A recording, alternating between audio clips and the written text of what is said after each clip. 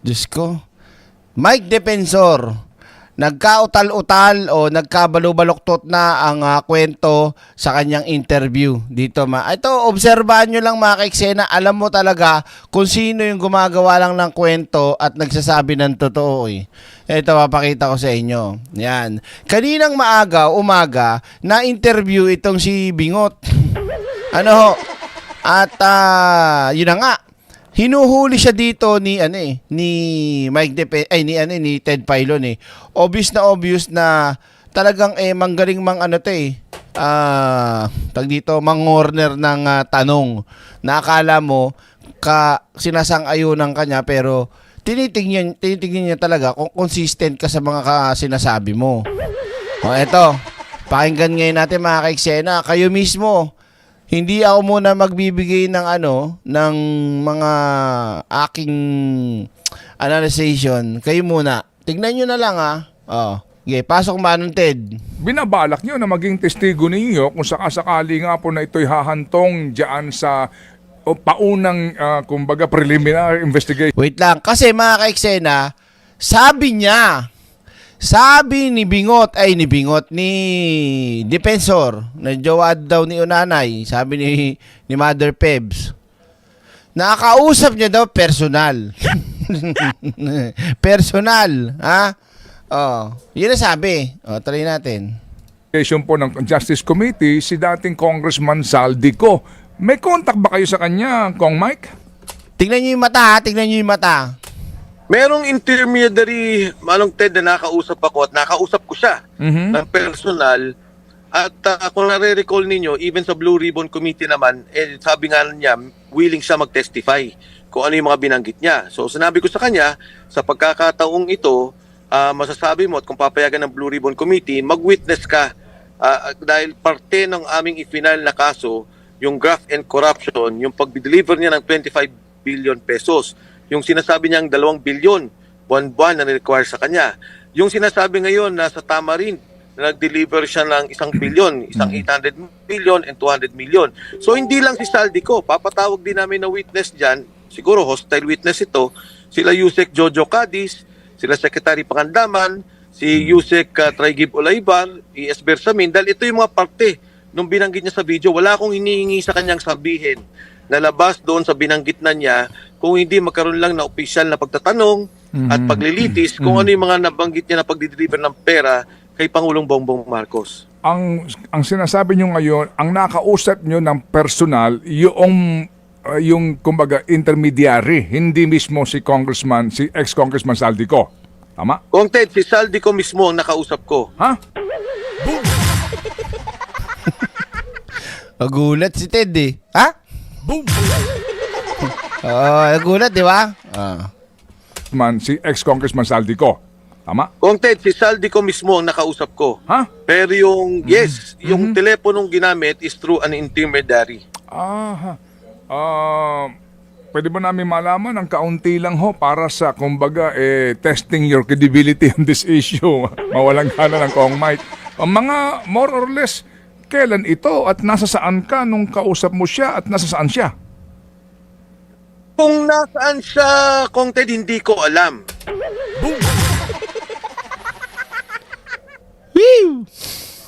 In fact, ayoko rin siya tanungin. Baka mamaya, kung ano man yung mangyari sa kanya, madamay pa ako.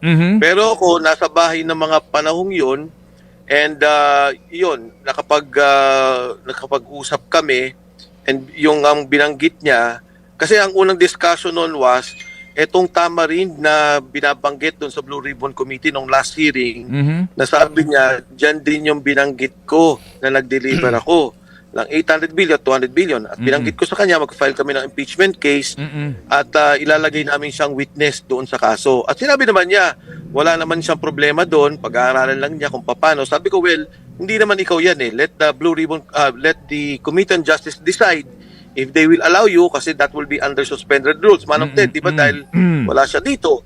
So, yun naman. Tapos sinabi ko, wala naman kaming ibang hihingin sa iyo, kundi yung testimony rin nung nagsalita ka sa mga video na pinost mo sa iyong social media account. Kailan po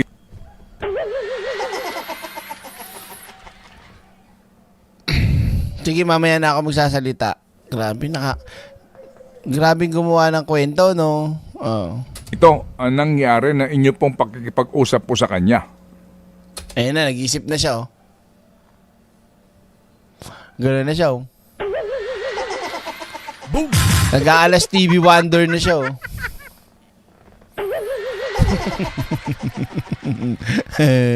Kung nag-file kami nung Thursday, Tuesday ito, 2 araw bago mag-file. Okay. And then, nung siya kinausap, mga anong oras yun? Kung sakasakali po, para lang sa kwentada natin, kung siya nandoon sa Europa o nasa Portugal, kung mga anong oras yun? Nung mag-usap kami, kung hindi ako nagkakamali, siguro mga 10 to 11 p.m. Ako, Hindi pa siya sure nun, ano? Hindi pa siya sure nun, ano? Na may ganun pa siyang kung hindi ako nagkakamali. Psst. Hello po, Ma'am Judy Rose de la Cruz. Magandang evening po at welcome sa ating live stream. yeah, Philippine time. Okay. Ano ba yan? Cellphone, Viber, Messenger, Facebook? Ano bang paraan nito? O walkie-talkie? O ano? Hindi ko sigurado kung Ted, hindi ko sigurado kung anong ginamit nilang platform. Kasi ang pagkakaalam ko, batay na rin dun sa kanya mga statement, parang ingat na ingat sila at medyo takot siya. So hindi ko alam, may mga platform ata silang ginagamit na bago kasi hindi ko naman telepono yung nagamit nung mag-usap kami. So yung... Sige. Bang intermediary as in kasama mo siya in person, yung telepono o gadget ng intermediary ang ipinahiram sa iyo o hindi po ito harapan yung intermediary po kasi ngayon may pwedeng ganun, conference call, parang ganun. Hindi ba? May mga ganun kaparaanan. Ano po ang mode nito? Yes. Magkasama kayo ng intermediary?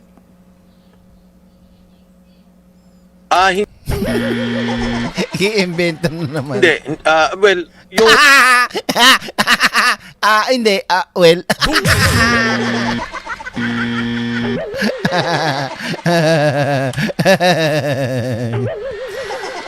Ay, nako. Hindi. Well, yung... nung mag-usap kami, nung una kaming mag-usap, Naging 2 beses na sila mag-usap. May part 1, part 2 na.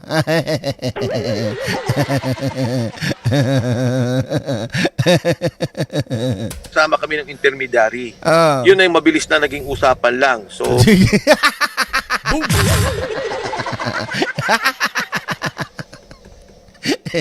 Nagka-part 2 yung usapan, 2 na. Sige. so yun nga, umingi ulit ako ng pag-uusap. Dahil nga doon sa filing. And doon sa pangalawang pag-uusap naman,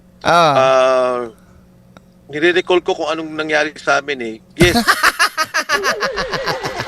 Nire-recall. Mga ka-eksena, kakaano lang nila, kakapile lang nila. Kung halimbawa nag-file sila kahapon, 2 days ang pagitan, hindi mo na alam kung ano yung pinag-usapan nyo? Bobo ka ba? Akin na nga yung utak mo. Magpa-vulcanize tayo.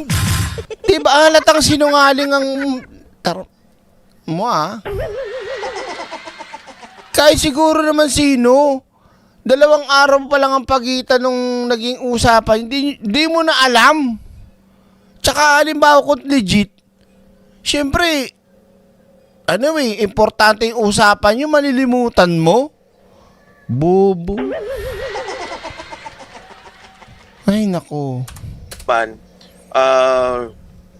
nire-recall ko kung anong nangyari sa amin Yes, kasama ko siya, pero parang no? Nire-recall, yes, kasama ko siya.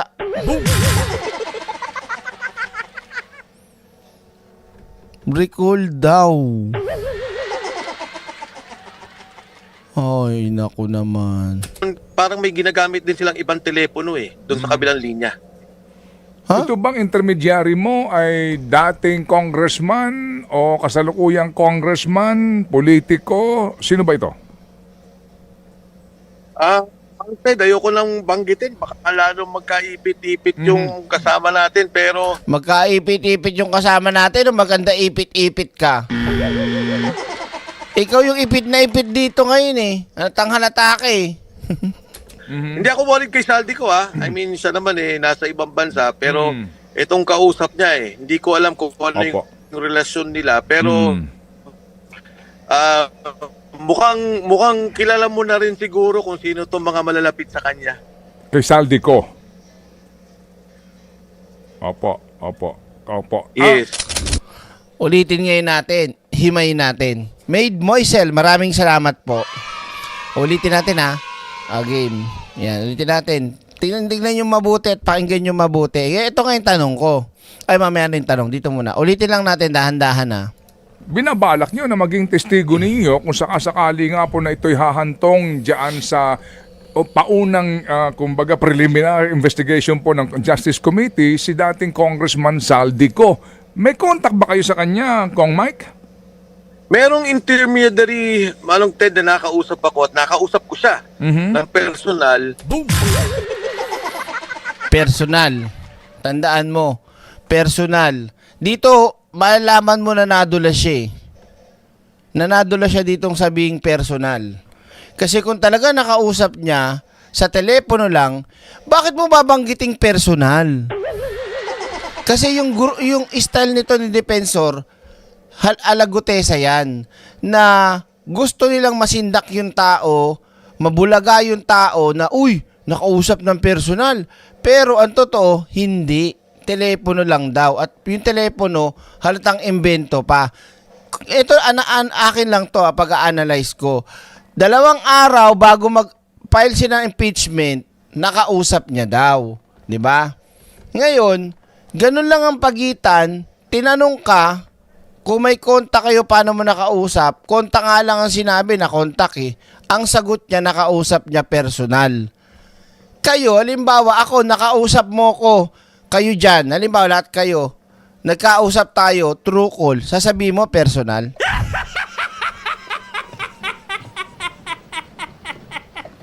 Ano? Hindi, kayo sumagot, mga ka-eksena. Nag-usap tayo through cellphone, tawagan, messenger, anong apps yan, gamit ang cellphone, sasabihin mo personal?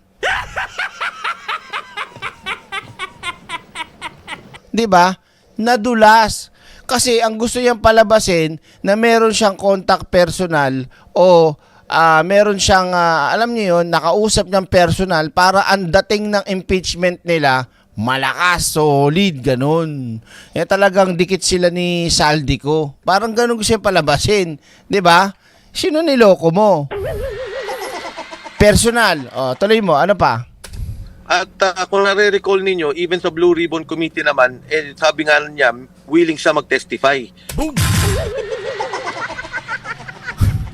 Kayo lang ang may sabi nun eh. 'Di ba? Sila lang naman na may sabi at yung ginawang video, sino ba may sabing gusto mag-testify ni Saldico? 'Di ba? Sino? 'Di ba sila may sabi lang nun? Meron na ba na nanggaling sa abogado? Meron na ba talaga na official na nanggaling mismo? Isipin nyo mga ka-eksena, pugante nga si Saldico. 'Di ba? Yung pugante na yan, tingin nyo magtetestigo pa yan? Uunahin yung sarili niyan, magtatago yan. Tapos tetestigo siya, para alin? Dito sa kanila? Sino loko-loko gagawa nun? Di ba mga ka-eksena? Doon palang huli mo na talaga. Hindi, alam nyo naman mga ka-eksena, na ang history ni Mike Defensor, siya ang muka ng taong sinungaling. Mike Defensor ang pangalan. Pag sinabi nyong nakaisip kayo, sino ang taong sinungaling? Siya agad yun. Siya ang muka. Diba? Tayo, pagka sinabing, sino ang bayani ng sino ang pambansang bayani ng Pilipinas? Ang mukha nun, Jose Rizal. O sino ang pambansang sinungaling ng Pilipinas? Si Mike yun. Pambansang sinungaling. Sino naman ang number 1 sinungaling ng Pilipinas? Si Digong at ang kanyang pamilya. Tuloy natin. kung ano yung mga binanggit niya. So sinabi ko sa kanya, sa pagkakataong ito, masasabi mo at kung papayagan ng Blue Ribbon Committee, mag-witness ka dahil parte ng aming ifinal na kaso, yung graft and corruption, yung pag-deliver niya ng 25 billion pesos. Tsaka dito sa sinasabi niya tong gantong eksena ha, sa dating ng kanyang ginagawang imbento na nagkausap sila, ang dating isang beses lang. Kasi madetalye na yung sinasabi niya, di ba? Di ba? Madetalye na eh. Rekta na eh. Yung sinasabi niya rito. Isipin niyo mga ka-eksena ha, kung i-analyze nyo, yung sinasabi niyang personal na nagkausap, di umano, na biglang telepono pala, at yung batuhan na sinasabi niya ng pag-witness, sa analyze ko, isang usapan lang ang nangyari kung totoo man. Kasi binibitawan niyang detalye. Pero mangyayari mamaya, naging dalawa. Yung sinasabi niyang 2 billion, buwan-buwan na require sa kanya. Yung sinasabi ngayon na sa Direk, ano yung mga sinasabi niya? Yung sinasabi niya na yan, kumbaga, gas-gas na yan. Sinabi na yan ni Saldi kong AI. Sinabi na yan sa ganito, ganyan-ganyan, yung video-video lumabas. Kaya madali lang, pwede niyang ulitin yun. Mahirap paniwalaan to. Sinungaling yan eh. Kitang-kita nyo na nga, dali-dali namang hulihin ng pagsisinungaling oh. Marine, na nag-deliver siya ng 1 billion, isang 800 million and 200 million. So hindi lang si Saldico, papatawag din namin na witness dyan, siguro hostile witness ito, sila Yusek Jojo Cadiz, sila Secretary Pangandaman, si Yusek Traigib Olaybar, E.S. Bersamin, dahil ito yung mga parte nung binanggit niya sa video. Wala akong hinihingi sa kanyang sabihin na labas doon sa binanggit. Kita nyo ha, madetalye na yung pinagsasabi niya ha. Oh, so parang okay na doon sa usapan pala na yon. Isa pa lang, isang bagsak lang na usapan. Magugulat ka, biglang ginawa niya, 2 beses sila nag-usap. Tapos limot niya na ha. Oh. Na niya, kung hindi magkaroon lang na opisyal na pagtatanong at paglilitis, kung ano yung And take note mga kaiksena, ganyan talaga kahina pag DDS eh. Alam naman nila mga kaiksena yan at marami silang abogado. Ay yabang nga nung abogado nilang kargado eh. 'Di ba? Sa rules, lalo't impeachment, kailangan under oath, 'di ba? Oh, hindi kayo papayagan ng justice niyan ng online. 'Di ba sinabi naman na mga ka-eksena? Ngayon kung abogado ka ng mga Duterte na magpapile ng impeachment, hindi nyo alam 'yun. 'Di ba? Walang mangyayari. Nananakot lang sila na kesyo dadating si Saldico, kesyo si testigo. Pero alam nila sa realidad na hindi naman pwedeng sila mangyari dahil wala namang Saldicong lalabas. Kung hindi, nambablap lang. Oh. Naninindak lang ng pagsisinungaling. Oh. yung mga nabanggit niya na pagdideliver ng pera kay Pangulong Bongbong Marcos. Nasabi naman na yan, 'di ba? Walang bago. 'Di ba? Yung pag-uusap nila walang bago. Wala man lang siya na idetalye mga kaiksena, gagets nyo? Yung kinikwento niya na yan, lahat ng yan binanggit yan sa bidyong pinalabas nilang paisa-isa. Maniniwala pa ako na nakausap mo talaga si Saldico kung meron kang bagong sasabihin o naisiwalat ngayon diyan na nagmula kay Saldico. Wala, di ba? Yun pa rin. Kahit sino kayang gawin yan eh. Di ba? Tinawagan ako ni ganito, ni ganyan. Sabihin ko lang lahat din ang sinabi mo sa mga nauna mong video. Di ba? Ang maniniwala dyan, bobo lang.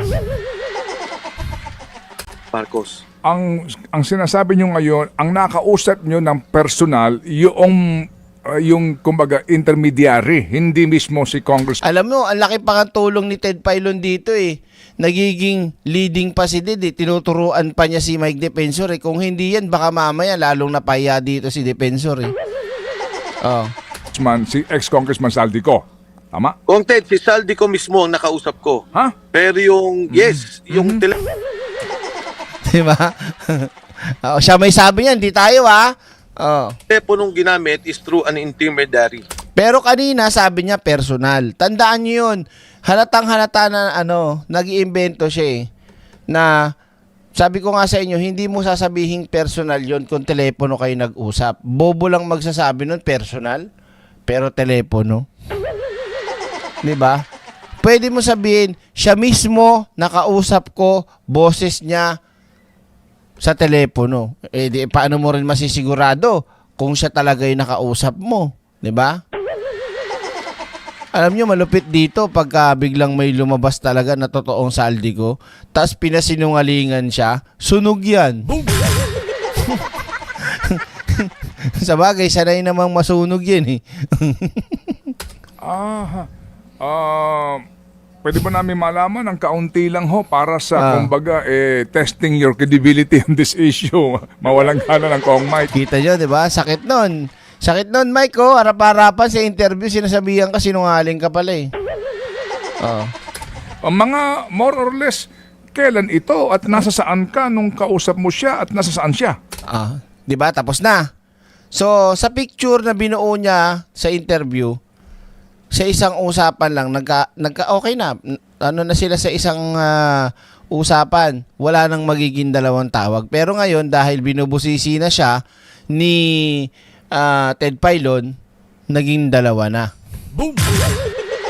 Diba? Hindi ganoon eh. Kasi kung una pa lang, masasabi mo na kagad yun. Nagkaroon kami ng pag-uusap at hindi lang isa, kung hindi dalawa. Pero ngayon, dito niya palang sasabihin yan. Kung nasaan siya, Kong Ted, hindi ko alam. In fact, Diba? Tsaka mahirap yun eh. Paano mo masasabing totoong si Saldi ko yun? Pwede kang magpa-video call, diba? Ako mga kaiksena, kung ako sa posisyon niya, tapos magpapail ako ng impeachment, mabigat yon. Tapos sasabihin ng intermediary niya, si Saldi ko to. Ang gagawin ko doon, sigurado ka? Si Saldi ko talaga yan? Bigyan mo ko ng ebidensya, i-video call mo. Video call natin. Di ba? Oh. Kung matalino ka talaga at mautak ka. Ngayon, kung totoo sasabihin niya, pumayag ka na kumausap sa cellphone na hindi mo alam kung legit ba yung kausap mo. Eh, paano kung kaboses lang? Paano kung hindi naman talaga? Di ba? Sino bobo? Boom! Hindi gano'n ang hindi gano'n ang utak ng magpapay lang impeachment tas gagamit ka mga kaiksena ng tao, ng testigo na gusto nyo kamong iharap pero hindi mo sigurado kung nasaan siya at kung siya ba ang kausap mo. Boom! Gets nyo mga kaiksena? Anong klaseng magfa-file ng impeachment at gagamit ng testigo pero yung testigo mo hindi mo mapanghawakan kung totoo at nasaan. Gets? Boom! Gets nyo mga kaiksena? Diba? So dun pa lang, laglag na kagad yung pinagsasabi ni Mike Defensor dito. Diba? Do you get my point? Please answer me. Di ba mga kaiksena? Hindi ako papayag ng ganun eh. O, titistigo daw direct si laban kay ganito, ganyan-ganyan. Eto, kausapin ka raw. Video call mo. Tingnan ko kung siya yan. Mamaya, impacto yan eh. Video call mo. Ayaw po. Ay, hindi. Walang video call. Walang testigo. Sabihin mo muna. Pasabihin mo sa kanya, magbi-video call kami. Tingnan ko kung siya yan. Diba? Oh. Eh, ang dami pa nilang abogadong kasama. Pinagyayabang nung kargadong abogado. Di ba? Parang nakatira ng alindirect ng sting. Boom! O, try natin. Kala mo, nako. in fact, ayoko rin siya tanungin. Baka mamaya, kung ano man yung mangyari sa kanya, madamay pa ako. Mm-hmm. Huli ka na naman, Balbon. Huli ka na naman. Boom! Ayaw niya daw tanungin. Diba? Ayaw niya daw tanungin. Isipin niyo ito mga kaiksena. Nung isang araw o kahapon, diba, hindi sila nagtagumpay sa pagpa-file. Sabi pa di umano ni Saldi ko, sabi niya, lalo daw nagsusumidhi ang damdamin ni Saldi ko maging testigo. Nagsusumidhing damdamin kahit halik lang ang akin. Ulitin ko lang din sa part na to, ha? Anong tanong? Kung nasaan siya, Kong Ted, hindi ko alam. Bakit? In fact, ayoko rin siya tanungin. Baka mamaya, kung ano man yung mangyari sa kanya, madamay pa ako. You see, mga kaiksena, anong klase nakukuha o magkakaroon ng relasyon sila bilang magpapile ng impeachment at magiging witness nila? Hindi nila magiging cargo yung witness nila? Anong kabubuhan yan, defensor? Gets nyo ba to? So, kukunin ako kunyaring witness na alanganin ang buhay ko. Possible, kung sakaling maging witness nila ako, di ba dapat sabihin ko, tawag dito, kailangan pangalagaan nyo din ako. Kailangan ganito, ganyan, di ba? Kung halimbawa talagang desidido si Saldi ko, tapos halimbawa uuwi, sila dapat ang, tawag dito, sa kanilang kamay dapat, di ba, mapunta at magprotekta o kustodiya sa kanila kung sakali, di ba? Pero ang sagot ni defensor, ay ako kasing madamay, baka madamay pa ako dyan. Ano yun? Gagamitin nyo ng witness tapos ayaw nyo madamay. Ano yan? Napakatarantaduhan ito pinagsasabi nitong kwento nito eh. Meron ba nun? Witness mo? 'Di ba? Tapos wala kayong pakialam? Walang dyan naman talaga oh. Dapat itanong dyan kung first quadrant na siya may-ari ng maraming nalokong 8K bawat pa-member. 8K ko, di niya na nabalik. Ano ba yun? Di ko alam yun. Di ba? Di ba, nakuha nyo mga ka-eksena? Anong klase yun? Kung ako halimbawa, ay hindi na ako titistigo. Wala pala kayong pakialam sa akin eh. Wala kayong ano eh. Di ba? Oh. Hindi, direct tinatanong nga yung lugar. Ayaw nyo, para lang daw safe daw si ano. Kaya ayaw nyo tanungin kung nasan. Pwede ba yun? Hindi mo na nga tinanong o nakita yung itsura ng taong si Saldi ko, pati yung lugar, wala ka rin interes kung talaga bang yan yun. Diba, bubo? Pero ako, nasa bahay ng mga panahong yun, and yun, yun. Oh, tapos? nakapag-usap kami, and yung ang binanggit niya, kasi ang unang discussion noon was, etong tamarind na binabanggit doon sa Blue Ribbon Committee nung last hearing, na sabi niya, dyan din yung binanggit ko na nag-deliver ako. Take note mga kaiksena, yung sinasabi niya na yan ha, hindi po yan bago. Yan lahat na yan ay nilabas din na doon sa video o na ewan ni Saldi ko na pwedeng gamitin na kahit sino. Gets? Kaya malabo talagang sinasabi nito eh. Oh. Ng 800 billion, 200 billion. At binanggit Ito na, sinabi niya na unang pag-uusap daw.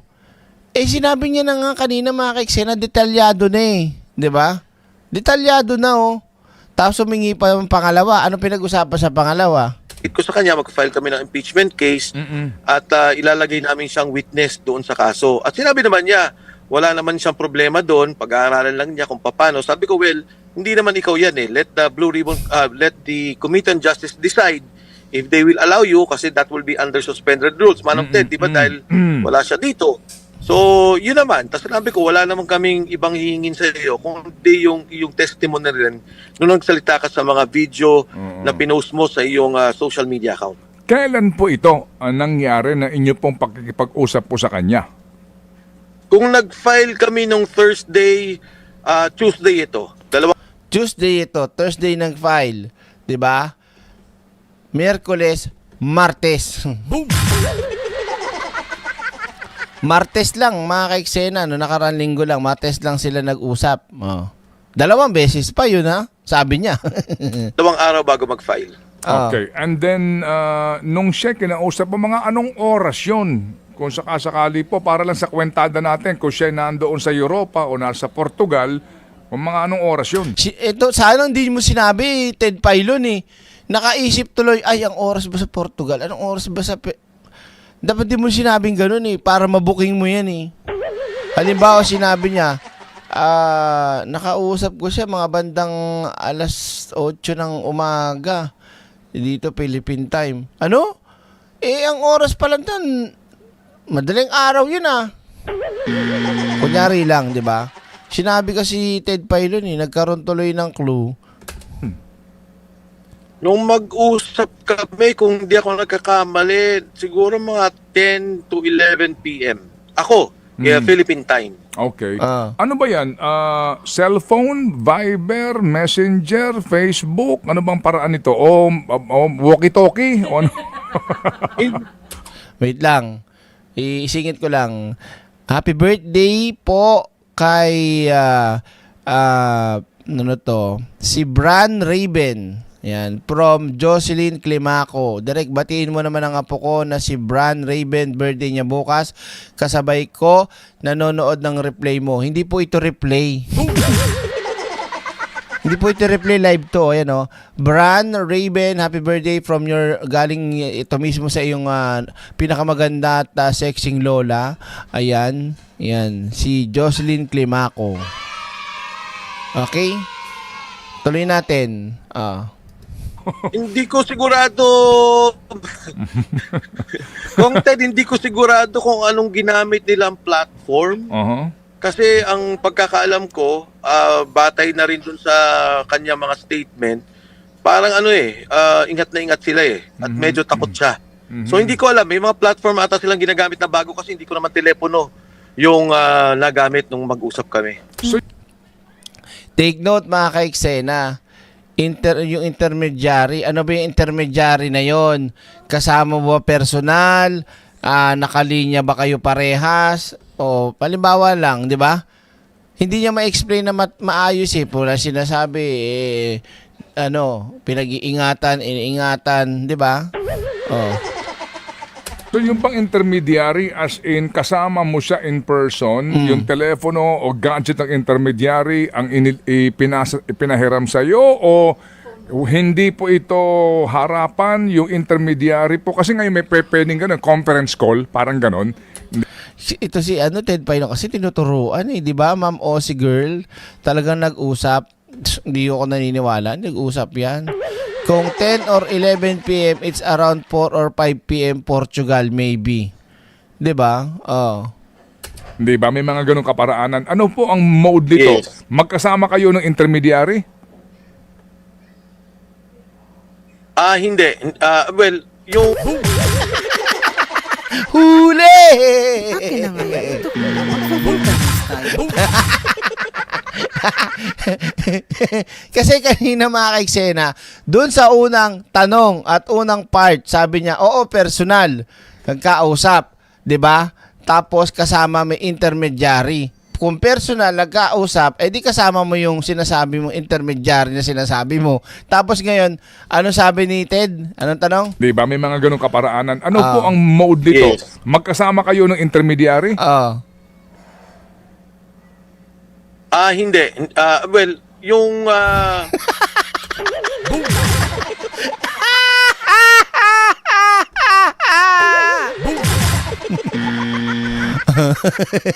Aray ko! Hey!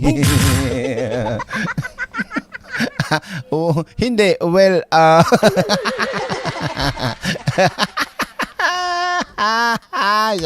isa pa.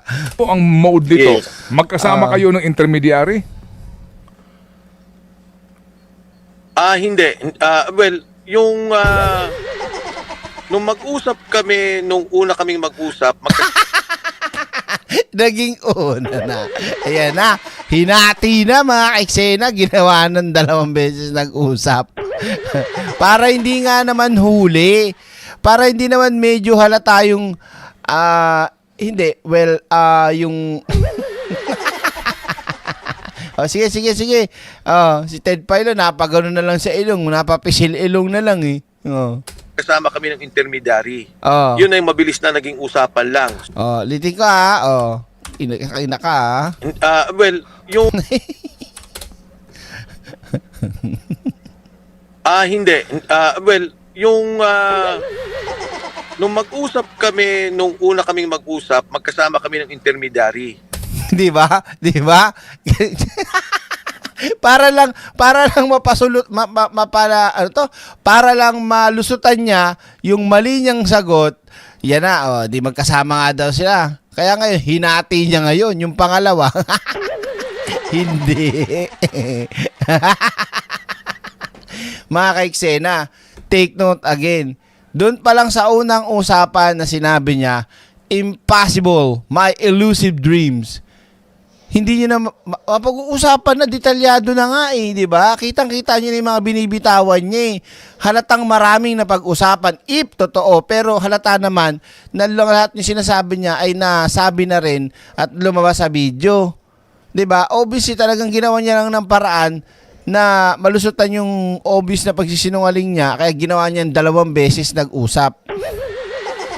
Para yung susunod, hindi na sila magkasama. Kasi mga kaiksena, 11 p.m. 10 to 11 p.m. nasa bahay mo yung intermediary. Wow. Diba? Oh. Yun ay mabilis na naging usapan lang. So, Mabilis naging usapan pero yung pinagsasabi mo, sos, nako, mga kaiksena, ito ay maliwanag na Gotesa moves na naman ang gustong palabasin dito ni Defensor. yun nga, umingi ulit ako ng pag-uusap dahil nga doon sa filing. Pero hindi yan ang sinabi mo kanina. Sa unang tanong pa lang sa unahan, sinabi mo na yan. Yun na kagad ang binanat niya, di ba? Na gusto mo witness, ganito, ganyan. Tapos ngayon, sa filing na naman, sasabihin mo, sinungaling. And doon sa pangalawang pag-uusap naman, Oh. nire-recall ko kung anong nangyari sa amin eh. Yes, Oh, 'di ba? Hindi alam yung pangalawang pag-uusap. Kung sino pa, kung ano pa yung pinaka-latest na usapan, yun pa yung nakalimutan. Pero yung una, alam na alam niya, 'di ba? Kuno. Paano nangyari yun? 2 days before mag-file, nag-usap sila, 'di ba? Tapos nagkaroon pa daw ng pangalawa na pag-uusap. Tapos tinatanong ngayon, hindi niya ma-recall yung huli nilang pag-uusap. Hayop na yan. Di, anong pautot mo, Defensor? Grabe naman, oh. yes, kasama ko siya, pero parang may ginagamit din silang ibang telepono eh, doon sa kabilang linya. Ito bang intermediary mo ay dating congressman o kasalukuyang congressman? Tignan mo yung itsura niya, halatang halatang nalungkot si Defensor sa mga sagot niya eh. Halata. Ginagamit din silang ibang telepono eh, doon sa kabilang linya. Oh. Ito bang Malungkot intermediary na yan. mo ay dating congressman o kasalukuyang congressman, politiko? Sino ba ito? Di na natin kailangan pang alamin yun. So ngayon, ito tanong mga kaiksena. Ito, base sa mga narinig nyo at napanood nyo na sinabi ni Defensor, ha? Kahit wag nyo nang gamitin yung mga sinabi ko, ito ay nakadepende sa inyo, inyong pananaw at opinion. Sa tingin nyo, nagsasabi ba ng totoo itong hayop na si Defensor? Sa tingin nyo, totoo bang nakausap niya si Saldico? Sagot kayo. Dali. 1, 2, 3, let's go.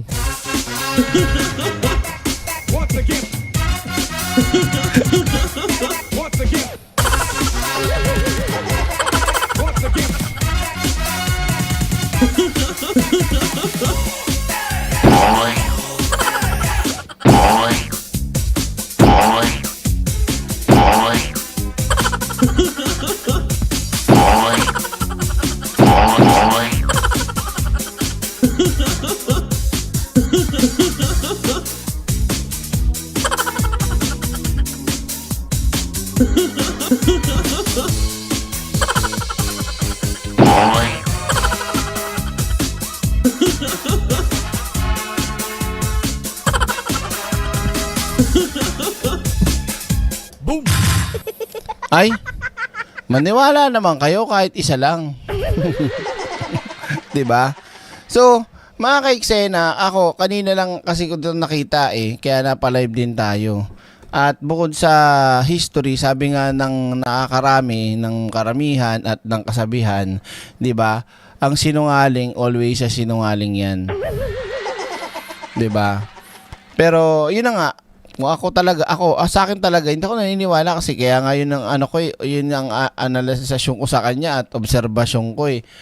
Kahit si Ted Filon nakikita ko yung demeanor ni Ted Filon sa demeanor ni Defensor sa bawat tanong. Halata mo yung tao pagka gumagawa lang ng kwento at nagpipiling eh. 'Di ba? Oh.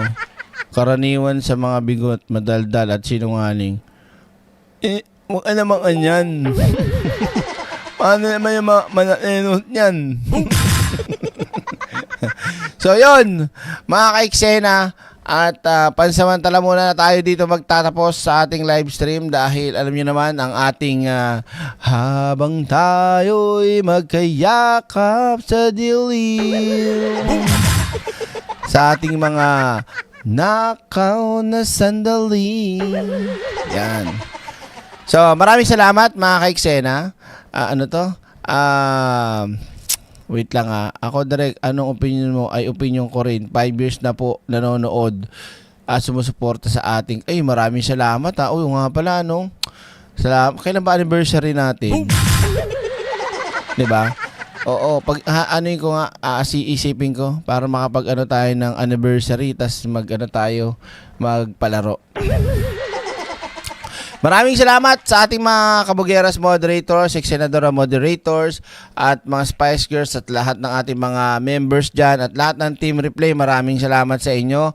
Siyempre, bilang isang ulirang ina, tayo po ay, alam nyo na, maraming salamat sa inyo lahat at salamat sa inyong pag-unawa at pasensya dahil hindi tayo kagaya dati na nakakadalawa or 3 live dahil syempre iba ang buhay natin muna sa ngayon. Pag naging 3 months siguro, 4 months, 5 months siguro si baby, baka pwede na yung itali sa puno sa may mga damo-damo. para mabubuhay na mag-isa. Pwede nang tuloy-tuloy na tayo makaka-live ng maayos. 'Di ba? Maraming salamat mga ka-eksena, mga kapatid. Dito po ang lingkod ng isang kabugera at senadora, Direk Freddy Valera. At bago tayo magtapos, ipakita muna natin ang walang kwentang Vice President na puro lang paglalaboy at pag-abroad na walang kakwenta-kwenta. Pasok! Salamat po. God bless and see you again in another one. Yeah. Mic check. Kwento to ng kapangyarihan na naligaw. Yan. Bisero siya, di ko nakikita astang busy lagi. Pero trabaho niya parang laging may delay. Kaban ng bayan, parang nakaw sa gabi. Swipe dito, swipe doon, walang resibo, okay. Habang bayan naghihintay ng aksyon. Siya may pa-interview, may pa-global na eksena. Suit na plantado, salitay is crypto. Pera output, wala, presko lang ang meron. Hindi pawis ang puhunan, kundi exposure. Mas kilala sa camera kaysa sa serbisyo. Bise sa biyahe, hindi sa opisina. Trabaho na pag-iwanan sa pila ng visa. Habang oras ng bayan, unti-unting nauubos. Naglilibot ibang bansa na naman ang focus. Deadline lumilipad, parang eroplano. Attendance niya, laging out of the country status. Mangiting malamig, kalkulado ang galaw. Parang chess, pero ang tinatamaan taong bayan. Empathy siya zero, pero fear mataas. Umiiyak ang masa, sagot niya soundbite lang. Kung konsensya'y timbang, kulang sa kilo. Kapangyarihan sa kamay ng taong walang hilo. Sa tama at mali, pareho lang ang tunog. Basta spotlight andyan, tuloy ang ikot. Hindi lahat ng nakikita ay may puso.